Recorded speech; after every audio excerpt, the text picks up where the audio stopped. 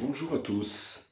Aujourd'hui, petite présentation de vinyle reggae, puisqu'il y a peu de youtubeurs en fait qui font des présentations sur les vinyles reggae, donc je me suis décidé un petit peu à vous présenter un petit groupe jamaïcain qui vit en Angleterre, d'origine jamaïcaine, immigré en Angleterre. Donc aujourd'hui, on va vous présenter un petit peu le premier album en fait, tout simplement, de Steel Pulse. Voilà, super groupe, évidemment, qu'on ne présente quasiment plus.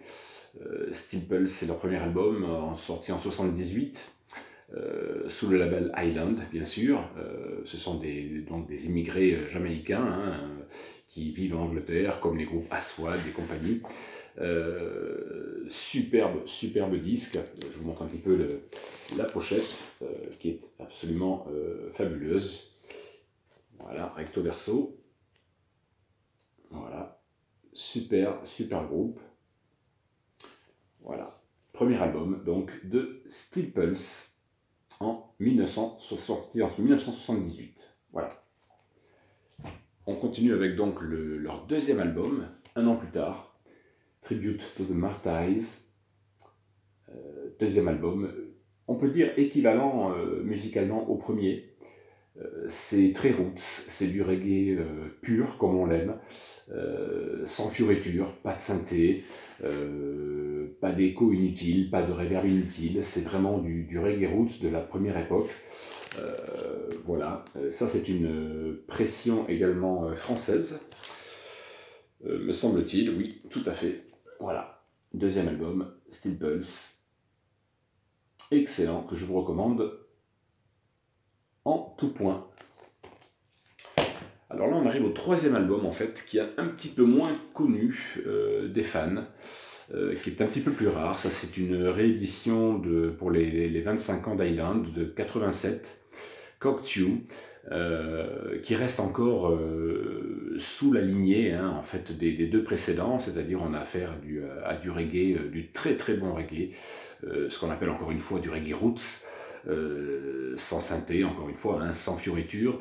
C'est vraiment le reggae de la première période, que les fans, en général de la première heure, aiment beaucoup, mais qui est bien plus introuvable que les deux précédents, que les deux premiers. Il commence à être un petit peu coté sur Discogs, malheureusement, et voilà, on est dans une époque où les prix flambent énormément suite au retour du vinyle. Donc voilà, troisième album de Steel Pulse, sorti en 1980.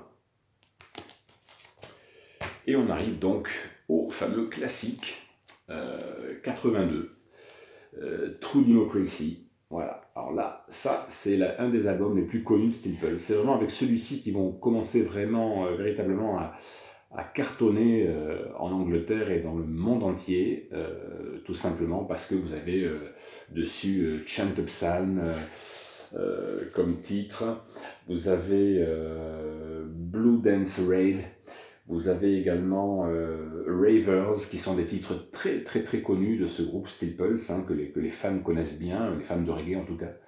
Voilà, ça c'est vraiment l'album 82, indispensable, tout comme les trois précédents. Là c'est le quatrième album. Là vous pouvez y aller les yeux fermés, pour tous les amoureux du reggae de la première heure. C'est vraiment de la très bonne musique. Allez-y, donc vous pouvez vous les procurer encore pour des prix, on va dire somme toute assez raisonnables. Il faut fouiller un petit peu sur le net. Par exemple, certains disquaires vous le feront à des prix un petit peu élevés. Moi personnellement, je préfère évidemment aller sur le net pour tout simplement une raison financière. On les trouve sur des sites quand même beaucoup moins chers, en très bon état.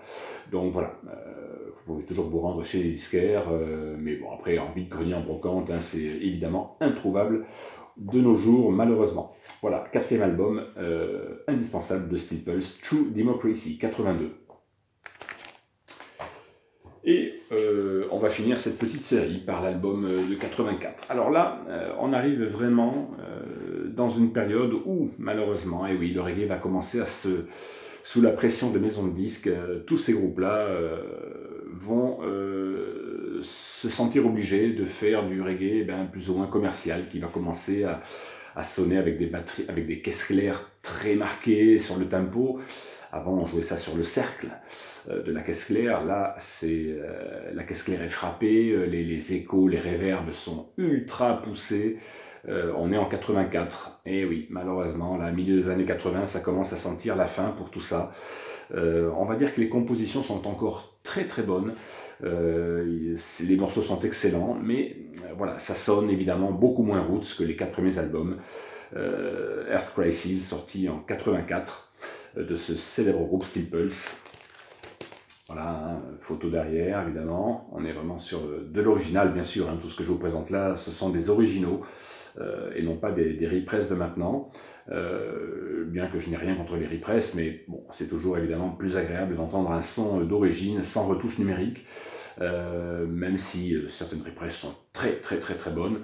Mais là, voilà, là on est vraiment sur de l'original de 1984.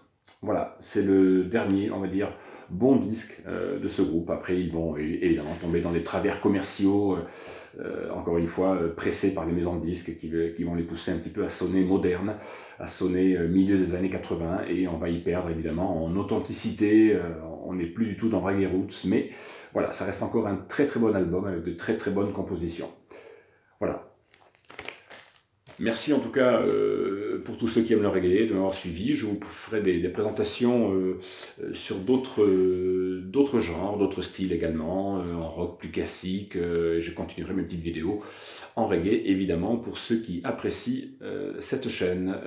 Bonjour chez vous et à très bientôt.